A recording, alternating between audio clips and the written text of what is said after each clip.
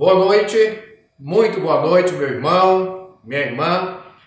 Boa noite para você que está sintonizado conosco nessa noite em nosso canal.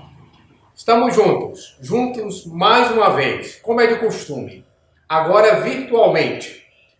Para quê? Para orarmos, para louvarmos e adorarmos o nome do Senhor, mas também para meditarmos na sua palavra, a Bíblia Sagrada. Você é o nosso convidado para se juntar a nós neste momento. Será um momento muito especial para todos nós, quando nos ajuntamos agora para prestarmos culto ao Senhor.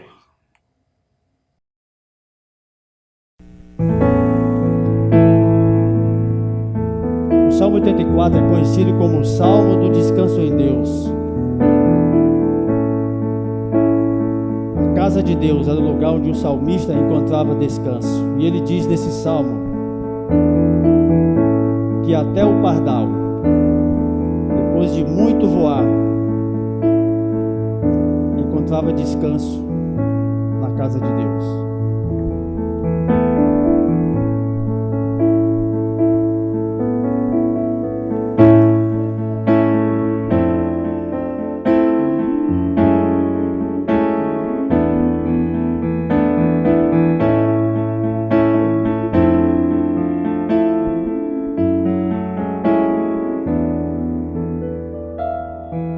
Quão amáveis são os teus tabernáculos,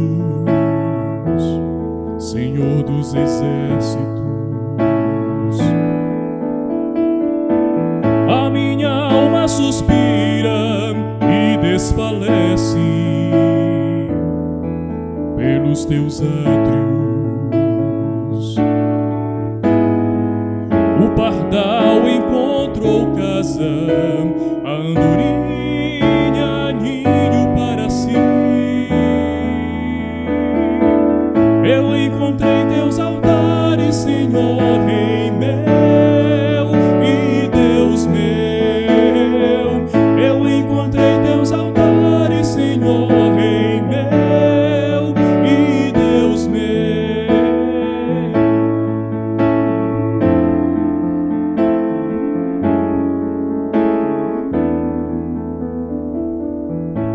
Bem-aventurados aqueles que habitam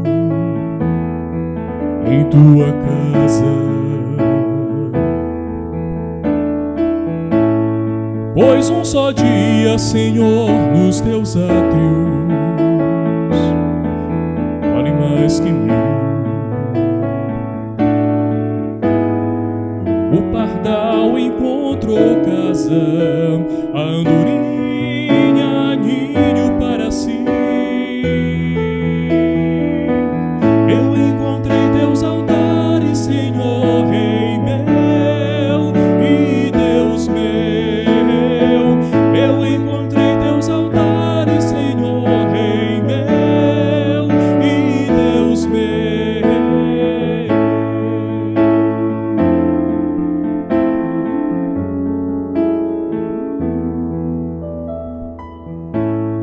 Pois o Senhor é sol e escudo, da graça e glória. Não negará bem algum aos que vivem corretamente. O pardal encontrou casa, a andorinha ninho para si. Eu encontrei teus altares, Senhor, Rei meu e Deus meu.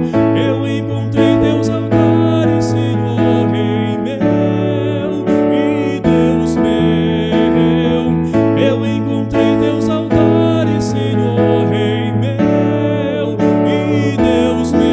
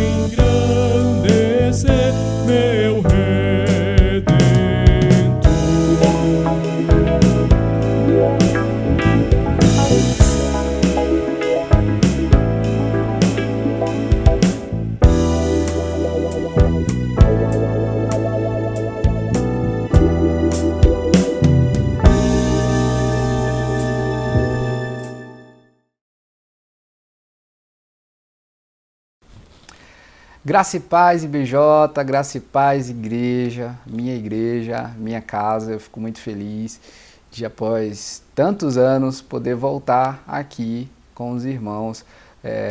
Esse tempo de pandemia colocou todos nós na mesma distância, ou seja, eu estou tão perto da IBJ quanto o pastor Joel. A gente se encontra aqui online, na verdade. Graças a Deus pelo advento da tecnologia, que faz com que nesses tempos de pandemia a gente esteja mais próximo, em vez de mais distantes. Então eu queria ler com os irmãos em Ezequiel 37, o Vale dos Ossos Secos. A mão do Senhor estava sobre mim e por seu espírito ele me levou a um vale cheio de ossos. Ele me levou de um lado para o outro e pude ver que era enorme o número de ossos no vale e que os ossos estavam muito secos. Ele me perguntou: filho do homem, estes ossos poderão tornar a viver? Eu respondi: ó soberano Senhor, só tu sabes. Então ele me disse: profetize a estes ossos e diga-lhes: ossos secos, ouçam a palavra do Senhor. Assim diz o soberano, o Senhor, a estes ossos: farei um espírito entrar em vocês, e vocês terão vida. Porei tendões em vocês, e farei aparecer carne sobre vocês, e os cobrirei com pele. Porei um espírito em vocês, e vocês terão vida. Então vocês saberão que eu sou o Senhor. Eu profetizei conforme a ordem recebida anunciei. Enquanto profetizava, houve um barulho, um som de chocalho, e os ossos se juntaram osso com osso. Olhei e os ossos foram cobertos de tendões e de carne, e depois de pele, mas não havia espírito neles. A seguir ele me disse: profetize ao espírito, profetize, filho do homem, e diga-lhe: assim diz o Senhor, o soberano: venha Desde os quatro ventos, ó Espírito, e sopre dentro desses mortos para que vivam. Profetizei conforme a ordem recebida, e o Espírito entrou neles, e eles receberam vida e se puseram em pé. Era um exército enorme. Então ele me disse, filho do homem, estes ossos são toda a nação de Israel. Eles dizem, nossos ossos se secaram e nossa esperança desvaneceu-se, fomos exterminados. Por isso profetize e diga-lhes, assim diz o soberano Senhor, ó meu povo, vou abrir os seus túmulos e fazê-los sair, trarei vocês de volta à terra de Israel. E quando eu abrir os seus túmulos e os fizer sair, vocês, meu povo, saberão que eu sou o Senhor. Porei o meu espírito em vocês e vocês viverão, e eu os estabelecerei em sua própria terra. Então vocês saberão que eu, Senhor, falei e fiz. Palavra do Senhor. Bem, esse tempo em que Israel vivia essa realidade é um tempo muito complicado para a história desse povo. Porque em 588, mais ou menos, antes de Cristo, Nabucodonosor invade a cidade de Jerusalém e ele destrói tudo. Ele destrói casas, ele destrói muros e ele destrói o templo. Não bastasse isso, ele pega o povo, uma parcela do povo de Israel, e ele leva para o cativeiro, leva para o exílio. Esse povo agora é um povo exilado. O profeta Jeremias, né, que também viveu esse momento do exílio, ele escreve em Lamentações que as ruas estavam sem ninguém, não tinha mais ninguém nas ruas. A cidade estava devastada, as pessoas estavam ensanguentadas, grande era o número de mortos. Esse período do exílio, esse período distante de casa, esse período de caos, esse período de crise, faz com que a gente comece a compreender algumas coisas acerca da Bíblia e da Palavra de Deus. Uma delas é essa de que a crise ela não é um privilégio específico de um povo específico. A crise ela não é um privilégio de um povo específico em um tempo específico. A crise, outrora, crise local, crise X ou Y, crise financeira para algum, crise econômica em país X, agora se torna uma crise de proporção global. Ela pega todo mundo, né? E quando a gente vive momentos de crise, existem algumas coisas que fazem com que a gente faça perguntas e tenha anseios. Toda vez que a vida foge do nosso padrão de normalidade, a gente conta as horas para poder voltar a viver aquilo que a gente considerava normal. A gente conta os dias para que a vida volte ao normal. Isso é fato. E em todos os tempos, em todos os lugares, o ser humano se assemelha nessa perspectiva. Talvez eu e você, nesse momento, estejamos fazendo as mesmas perguntas. Que é, até quando, Senhor? Até quando a gente vai viver esse tempo de estabilidade? Até quando a gente vai viver essa crise? Né? Até quando a gente vai viver nessa realidade de sofrimento? A Bíblia ela parece e mostra de fato, não só parece, que existe um aspecto muito similar na crise do povo de Israel nesse momento com a nossa crise nesse tempo presente. Por exemplo, nós não fomos exilados como povo de Israel, isso é fato. Mas a gente também aprendeu que nosso lar, não é necessariamente a nossa casa, a nossa sala, a nossa cozinha, o nosso apartamento. A gente aprendeu que o nosso lar é tudo aquilo que compõe e dá sentido à frase lar, doce lar. O nosso lar é onde a gente mora em diversas perspectivas.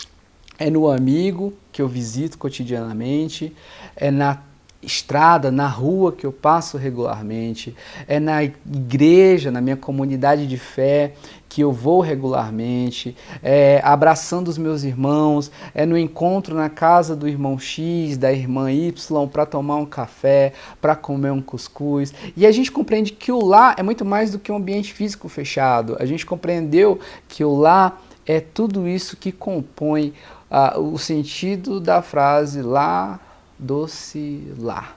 Então, em certa perspectiva, a gente entendeu sim que fomos exilados. A gente está exilado. A gente não tem a totalidade do nosso lar. A gente não tem mais a possibilidade de viver todo o nosso lar. O que faz também com que a gente entenda que exílio não é só não poder viver no lar, voltar para casa. Exílio é, além de não poder voltar para casa, saber que tem algo destruindo o lugar onde eu vivo. Exílio é saber que as minhas raízes, os locais que eu amo, eu não posso voltar para lá e tem algo de muito ruim acontecendo por lá. Esse povo vivia o exílio assim, de forma agressiva, escravizada, forçada, claro. Nós também temos vivido um momento de exílio forçado. Mas, além disso, a gente pode separar 3 momentos de crise que esse povo estava vivendo. O primeiro momento de crise que fica evidente é o momento de crise política. Eles estão vivendo um momento de crise política, eles não têm mais um governo próprio, e o governo que eles possuem é um governo de fora. Então, eles são gerenciados por um governo de fora.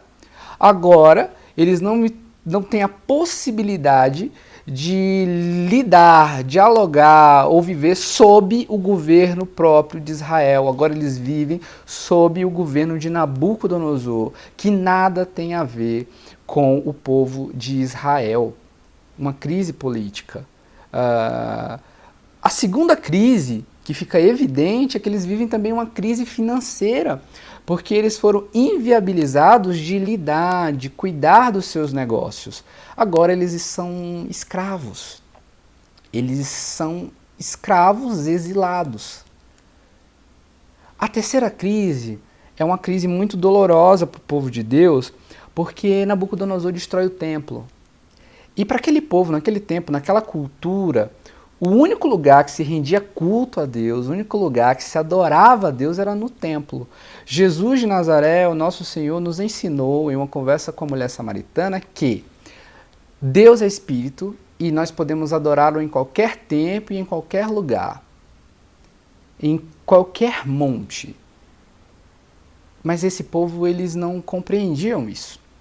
Então, esse povo vivia 3 crises. Uma crise política, uma crise financeira, uma crise religiosa, né? Que em muito se aproxima da nossa realidade contemporânea. Há quanto tempo nós não choramos e perguntamos a Deus até quando, Senhor, a gente vai viver essa crise política? Até quando, Senhor, a crise política será capaz de afetar a nossa realidade igrejeira? Até quando, Senhor, a crise política vai ser capaz de fazer com que irmãos que deveriam andar de mãos dadas, irmãos que deveriam se abraçar e cuidar um do outro, cuidar mutuamente um do outro, eles vão brigar por questões políticas? Há quanto tempo a gente não se pergunta até quando, Senhor? Até quando essa crise financeira, essa crise econômica, até quando a gente vai viver essa realidade de não saber o que o amanhã me reserva no caráter financeiro, na questão econômica? Senhor, quando eu vou poder voltar a trabalhar, quando eu vou poder pegar no batente, quando eu vou poder viver a possibilidade de dignificar a minha vida através do suor do meu trabalho. Até quando, Senhor, eu vou viver essa realidade? Até quando, Senhor, eu vou viver essa realidade dessa crise religiosa, Pai, presa em casa e tendo que me adaptar e tendo que transformar o mundo virtual no meu mundo real? Muita gente nesse período tem até esfriado a fé porque não considera de forma alguma assistir um culto como esse online uma forma de cultuar a Deus. Muita gente que também não entendeu que Deus pode ser adorado de qualquer lugar e que a comunidade de fé tem transformado esse tempo e esse espaço virtual em um templo e em um espaço de encontro, por mais que virtual. Nós estamos cada dia mais nesse ambiente virtual, transformando isso aqui num dos maiores templos que já existiram. Muita gente não consegue lidar com nesse novo formato, essa nova realidade. Muita gente tem esfriado a fé e se pergunta até quando, Senhor? E é uma pergunta válida, porque é o nosso anseio como comunidade, como igreja, nossa comunidade de fé. Até quando, Senhor, eu vou ter que ficar me contentando em ver os meus amigos, os meus irmãos assistir o culto na minha igreja amada pelo mundo virtual e não vou poder abraçá-los, dar aquela boa gargalhada, sair para comer pizza depois do culto? Até quando, Senhor? Então a gente entende que a crise, ela pega todo mundo, né? Outrora, a crise chegava para o meu vizinho e não para mim, eu chegava para mim e não para o meu vizinho, chegava para a Argentina e não para o Brasil, para o Maranhão e não para o Piauí. Agora ela tem uma proporção global e ela pegou todo mundo. E a gente tem aprendido outra coisa, que por mais que muitas pessoas não queiram se submeter e se ajoelhar a um Deus verdadeiro, nosso Senhor, você vê que a ideia de ter tudo sob controle acaba. Acaba porque um vírus minúsculo, imperceptível a olho nu, coloca de joelho uma humanidade. O povo de Israel está sendo subjugado, vivendo em crise e, como o texto diz, ele está gritando. Nós somos ossos secos. A nossa esperança se acabou. A gente foi exterminado. Nesse cenário entra aí os profetas. Entra o Jeremias, entra Daniel, entra Ezequiel. Daniel, na verdade, desses caras, desses profetas que também foram para o exílio e daqueles que ficaram em Jerusalém, mas mandavam cartas para o exílio, Daniel era o mais playboy, né? Reino passou, reino foi, passaram 2 reinos e ele continua lá morando no castelo. O cara que mais se aproxima mesmo do evangelho e da perspectiva messiânica do evangelho é Ezequiel, né? O povo não tinha templo e o povo se reunia na casa de Ezequiel. Ezequiel era esse cara do povo. O profeta, ele é alguém que tem a função de conduzir a mentalidade do povo de Deus em direção a Deus e chamar a atenção disso sempre que o povo de Deus se afasta de Deus. Ezequiel está inserido na realidade do exílio. Ezequiel está vivendo essa crise. Ezequiel está vendo a dor do povo, o clamor do povo e ouvindo o grito do povo que diz: somos ossos secos. A gente perdeu a esperança. Não dá mais para a gente. E Deus pega Ezequiel e leva para um cenário de uma visão. E a visão que Ezequiel tem é uma visão profética. Uma visão profética, mas se você pensar bem, é uma visão profética do que é óbvio. O povo dizia, e Deus diz no capítulo que o povo já dizia: somos ossos secos. A gente perdeu a esperança. Deus leva Ezequiel para o meio dessa visão e ele mostra a Ezequiel o vale.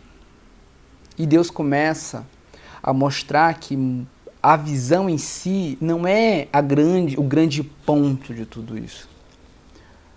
Porque Deus leva Ezequiel e Deus olha para Ezequiel e faz a seguinte pergunta: Ezequiel, meu filho, você crê que esse vale de morte pode ser transformado em um vale de vida? Você crê que existe possibilidade de vida mesmo nesse cenário de morte? A crise ela é assim, ela se impõe. Ela não pede licença. O cenário de morte ele se impõe. Ele não diz, por favor. E cabe a Ezequiel responder essa pergunta. E essa pergunta é uma pergunta para mim e para você. Meu irmão, minha irmã, você crê que esse cenário de morte pode ser transformado em um cenário de vida? Esse cenário devastador de ossos secos pode ser transformado em um cenário de vida. Esse cenário de crise pode ser transformado em um cenário de recomeço. O profeta é esse homem sensível à realidade da vida. O profeta é esse homem que tem que ter o coração sensível aos locais de recomeço propostos por Deus. E esse vale de vida, ou melhor, esse vale de morte, nesse cenário de morte, sendo apresentado a Ezequiel, é nesse cenário que Deus pergunta, Ezequiel, você acredita que esses ossos podem viver? E Ezequiel responde, sim, Senhor, eu acredito. Ou melhor, ele responde, Senhor, tu sabes. Só o Senhor sabe. Mas diante da resposta positiva de Ezequiel, Deus nos dá uma incumbência, Deus dá a ele uma responsabilidade, uma ordem. Beleza, você crê? Você acredita? Então, Ezequiel, profetiza. E quando a gente fala de profetizar, a gente fala de uma palavra que foi adquirindo diversos significados durante o tempo, né? Profetizar tomou o significado, recebeu o significado de algo místico, de prever o futuro, de predição, de palavras de afirmação mística. Vai lá, prevê o futuro, diz que vai acontecer, declara. Mas, biblicamente falando, e até o próprio texto, a versão NTHL, até o próprio texto fala que profetizar está mais para um anúncio. Profetizar biblicamente está mais para proclamar. Profetizar está mais para a palavra ativa, palavra que gera, palavra geradora. Profetizar ele está mais ligado com o texto de Gênesis, onde tudo começa na criação pela palavra. A palavra gera vida, a palavra gera, a palavra cria. A profetizar está mais ligado diretamente ao capítulo 1 do livro de João, o Evangelho, onde a palavra se fez carne. A palavra habitou entre nós, a palavra se encarnou. E isso é muito interessante. Isso é muito interessante porque o Evangelho ele não é humanista. O Evangelho ele não é carnal, mas o Evangelho ele é encarnado. A palavra se encarnou. Então, o que Deus está dizendo para o profeta, é o seguinte: Ezequiel, você acredita que isso aqui pode virar um vale de vida? Esse vale de morte pode ser um vale de vida? Acredita? Acredito. Então vai lá e anuncia o que eu tenho a dizer. Vai lá e diz para esse povo, palavra de ânimo, devolve a eles a esperança, porque o Deus de Israel vai fazer alguma coisa, e vai fazer uma grande coisa. É engraçado que no texto também fala algo muito interessante, que ele começa a ouvir um barulho de chocalhos, porque os ossos eles começam a ter tendões, ligamentos, depois carne, depois sistema nervoso, enfim, e pele, né? Carne e pele. E a ideia de alguns teólogos, de alguns estudiosos, é que o barulho de chocalho é porque os ossos começaram a se bater. Porque não se tratava de osso igual, organizado assim, de forma igual, não era um bando de ossinho igual.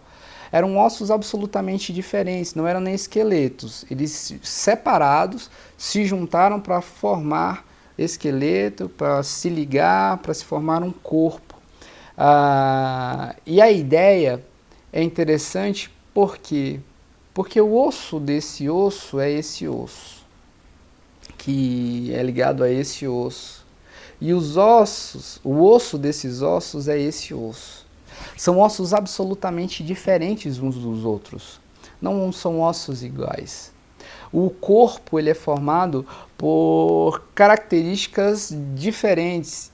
E o meu igual, aquele que é meu, não necessariamente é uniforme comigo. Então, as visões da crise nos fazem, às vezes, perceber, ou melhor, na maioria das vezes, perceber o quão diferentes somos. Mas uma coisa que a gente precisa entender é que estar organizado não necessariamente significa ser todo mundo uniforme. A gente peca porque muitas vezes a gente espera uma igreja que reaja de forma unânime ao mesmo problema, adote a mesma postura para a crise. O nosso pastor tem que ser petista porque todo mundo é petista, o nosso pastor tem que ser bolsonarista porque todo mundo é bolsonarista. A gente não entende que as pessoas elas são diferentes e que a percepção de crise dela também é diferente e ela resolve encarar um pouco diferente, mas na igreja de Deus todo mundo tem que estar ligado a um ao outro. E o meu outro, a quem eu devo me ligar, é um osso diferente de mim. E só assim a gente gera um corpo. Só assim um corpo de fato funciona. Se a rótula do meu joelho estiver bem pertinho do fêmur. E assim a vida segue. Ossos diferentes. Essa é uma perspectiva teológica e uma interpretação para a ideia do corpo e da diferença que cada um possui. Agora, existe uma coisa interessante, é que quando o Ezequiel começa a fazer ao povo, dar ao povo ânimo, falar o que deve ser falado, anunciar como voz profética o que o Senhor quer que seja anunciado, a palavra de Deus, a palavra de consolo, a palavra, todos os ossos se unem, o corpo aparece, tem carne, tem pele. E é como um grande exército, porém eles ainda não possuem vida, porque um corpo sem o Espírito, sem o hálito de Deus, sem o sopro de Deus, ele não passa de um cadáver. Ele não passa de um cadáver. Então, o que nós temos é Deus dizendo, fala agora, anuncia agora, que é necessário que entre neles o fôlego de vida, entre neles o Espírito, entre neles o hálito que traz vida. É interessante como Deus sempre nos chamou para ser parceiros dele na criação, desde o Gênesis. E no caso do Ezequiel agora, ele chama Ezequiel para ser parceiro de Deus na recriação. Esse chamado para Israel, essa percepção que Deus dá a Israel, a Ezequiel, essa sensibilidade que Deus dá a Ezequiel, é a sensibilidade que Deus quer que tenhamos. E qual é? De perceber que esse vale de morte pode virar um vale de vida. De que a nossa função, como cristãos, é não meramente adotar uma posição X ou Y, mas ser voz profética em um mundo de ossos secos. É ser voz profética, voz geradora, palavra que gera vida em um mundo de caos. A nossa função como cristãos hoje é ser voz profética, anúncio da palavra de Deus, anúncio do que Deus quer que saibamos. E o que Deus quer que saibamos é o que Ele diz ao povo, vai ficar tudo bem. Mas vai ficar tudo bem quando vocês não apenas viverem, não apenas tiverem corpos, não apenas se portarem ou estiverem como um exército. Vai ter vida de verdade. E vai ficar tudo bem quando eu pôr o Espírito em vocês. Quando o Espírito de Deus habitar em vocês. Quando vocês perceberem que existe esperança. Que eu sou Deus, o Senhor, o soberano.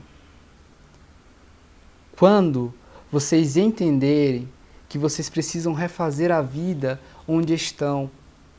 Porque o texto diz, e o povo ficou lá assim, 70 anos.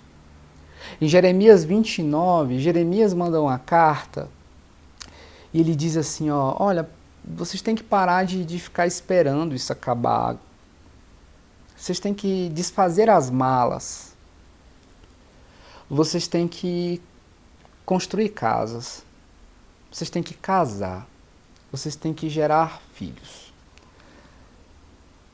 E aí, no meio desse texto, tem aquele versículo que a gente tanto separou, isolou e repete. Porque sou eu, Deus, só eu, Deus, sei os planos que tenho para vós.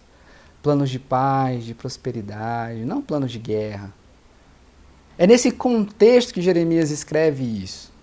Nesse contexto onde a gente tem que aprender que mesmo exilados, existe possibilidade de ser um ser vivo e uma mentalidade de gente viva e não de ossos secos, desesperançados. É nossa função como cristãos, nesse momento de caos e de vale de morte, sermos agente de vida. É nossa função priorizar o que deve ser priorizado. Que as nossas bandeiras não sejam bandeiras econômicas, políticas, financeiras ou de estética religiosa.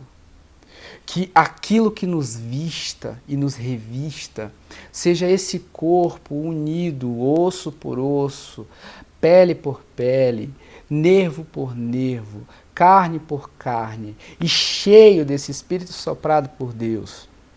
Que seja esse evangelho que saia das nossas bocas, que seja esse evangelho que seja expresso em nossas postagens, que nós levemos a palavra da verdade e não as fake news. Que a gente possa levar a palavra da verdade e não palavras de mentira. Que a gente possa levar a palavra de vida que sai da boca do nosso Senhor e não palavras de guerra do nosso ego. Porque os planos que Deus tem para nós são planos de prosperidade e de paz e não de guerra. Que a gente se coloque no nosso lugar diante desse Deus como parceiros na criação e na recriação desse mundo. Como mordomos de Cristo, chamados desde o Éden a dar nome às coisas, e chamados desde Jesus Cristo a, junto com eles, renomear as coisas, junto com o Senhor, renomear as coisas. A Bíblia, ela nos mostra isso, que existe grande similaridade com a vida do povo de Deus naquele tempo e com a nossa vida em todo o tempo. O nosso Deus é um Deus que nos ensina que nós não devemos pensar em hipótese alguma que temos, ou melhor, que somos isentos de grande tribulação ou de crise. Deus nos chama a pisar no chão da realidade. Deus nos chama a pisar no chão da existência e traçar um caminho de pisada firme no chão da realidade. Um caminho de verdade. Não é à toa que esse Jesus que nos chama para pisar no chão, pisando na realidade, pisando na verdade, é o caminho à verdade. Ter vida e viver em Jesus Cristo é pisar no chão da existência de verdade. É pisar no chão da existência, caminhando rumo à vida que Deus quer e tem para nos oferecer. E essa vida, por incrível que pareça, é o próprio Jesus. Ele nos deu um alvo, Cristo. E como é que se chega a Cristo? Caminhando por um caminho. E quem é o caminho? É o próprio Jesus. E que caminho é esse? É o caminho da verdade, que é o próprio Jesus. E que nos conduz aqui, à vida de verdade.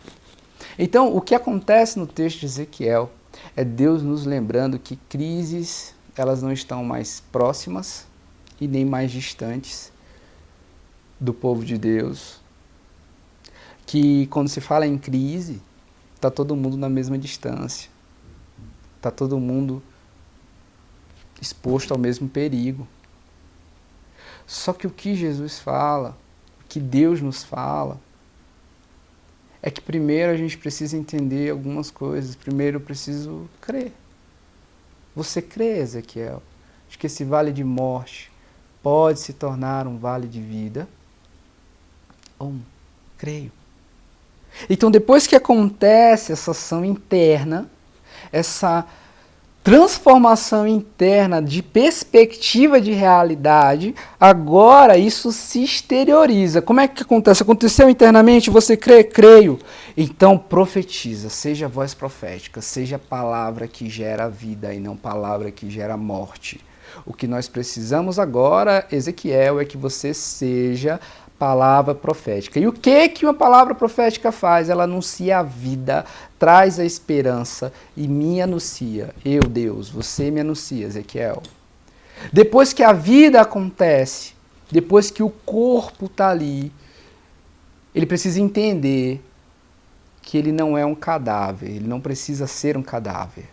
E que o meu espírito tem que encher ele para que ele tenha vida. Então, Ezequiel, vai lá. Anuncia o Espírito, proclama que o Espírito virá e vai encher o coração e a vida dessas pessoas, e aí sim elas vão ter vida, porque eu farei isso, porque eu sou Deus, eu sou soberano. Eles serão o meu povo e eu serei o seu Senhor. Nesse momento de crise, como a gente falou no começo, talvez a sua pergunta tenha sido: até quando, Senhor?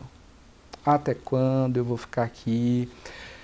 Até quando eu vou ser impedido de trabalhar, até quando eu vou ficar isolado, até quando eu não vou poder abraçar meus irmãos, meus amigos, até quando, Senhor? Mas nesse momento a sugestão talvez seja que você mude essa pergunta, pelo menos por um curto espaço de tempo, para: como, Senhor? Como eu posso ser voz profética? Como eu posso ser aquele que anuncia? Como eu posso ser um agente gerador de vida? Como eu posso, Senhor, ser um servo teu, que percebendo a realidade, tendo sensibilidade para perceber essa visão desse vale de ossos secos, Senhor, como eu posso ser um agente de vida e não de morte? E o que é necessário fazer para que esse vale de ossos secos se transforme em um vale de gente viva, cheia do teu Espírito? Que essa palavra fique em nossos corações, que nessa caminhada a gente possa ser aqueles que percebem os sofredores, aqueles que abençoam os que sofrem, aqueles que consolam os que choram, aqueles que abençoam, aqueles que cuidam, aqueles que geram vida, aqueles que fogem da guerra, porque entende que o plano de Deus para a nossa vida é um plano de prosperidade e paz. E é engraçado, porque prosperidade para o povo judeu sempre está ligado à terra. Só que o povo estava fora da terra. E Deus estava dizendo: meus planos para vocês, em Jeremias 29, é um plano de prosperidade. Olha que louco é o Evangelho, olha que louco é essa ótica de Deus. Paz. Palavra que gera vida. Palavra profética. Ser profeta é levar Deus aos homens. Ser profeta é levar Deus aos homens e encher os homens de esperança e vida. O restante do texto, o restante da história a gente já sabe. É o anúncio. Vai ficar tudo bem, meu irmão. Vai ficar tudo bem, minha irmã. Que Deus em Cristo te abençoe. Um abraço. Até a próxima.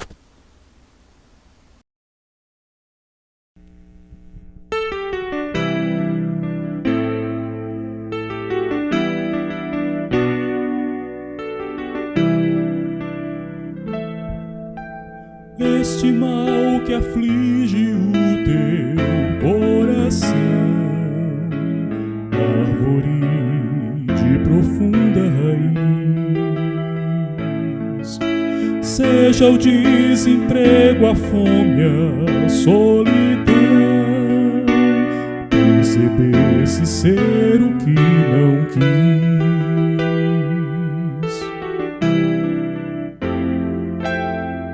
Este mal que pisa em cima da razão, teu carrasco, teu jurado juiz, informa, deforma, causa implosão, que apaga a esperança de giz. Este mal que escapa da tua mão, impondo dura cerviz, como escapar e ação, fugir da diretriz.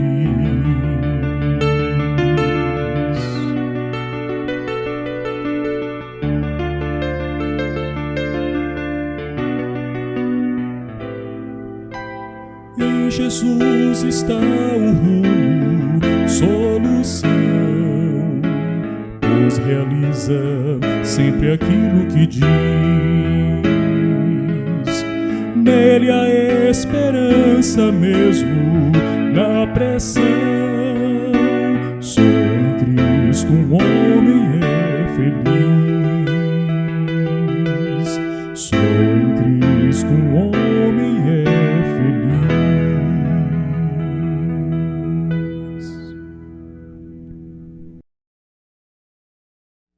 Na certeza que a paz de Deus continuará guiando nossas vidas, é que nós nos despedimos de mais esse encontro, que este culto tenha sido agradável a Deus, que o nome dele tenha sido glorificado, que a sua palavra tenha encontrado lugar em nossos corações.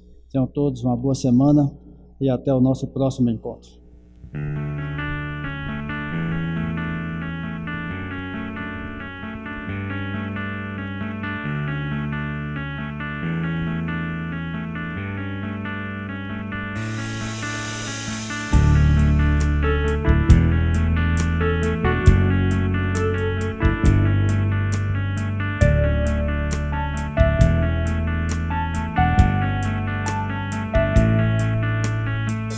Derrama paz, vem derrama as bênçãos sobre este povo que se chama povo teu. Dá-nos teu amor, dá-nos tua força, para que tentações não venham a nos desviar. Seja dada a ti, pelo que tens feito, pelo que tens sido, pelo que farás em nós.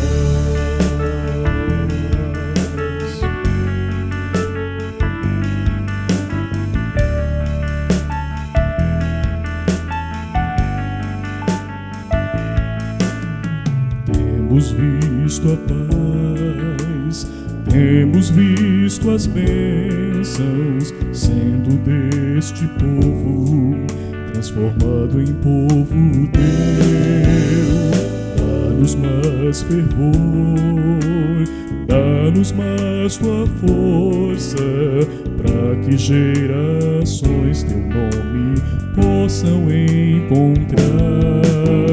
E assim nós damos glória a ti, pelo que tens feito, pelo que tens sido, pelo que farás em nós.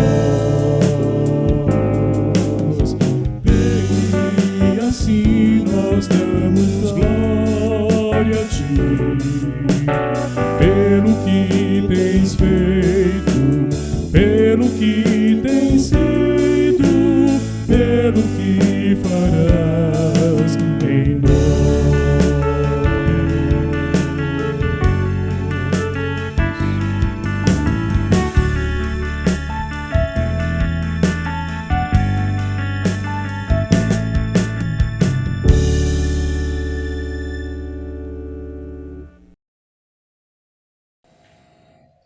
Muito bem, chegamos ao final deste momento especial na presença do Senhor. Adoramos o nome do nosso Deus juntos, oramos juntos, estudamos a palavra do Senhor juntos e agora estamos alimentados para enfrentarmos mais uma semana.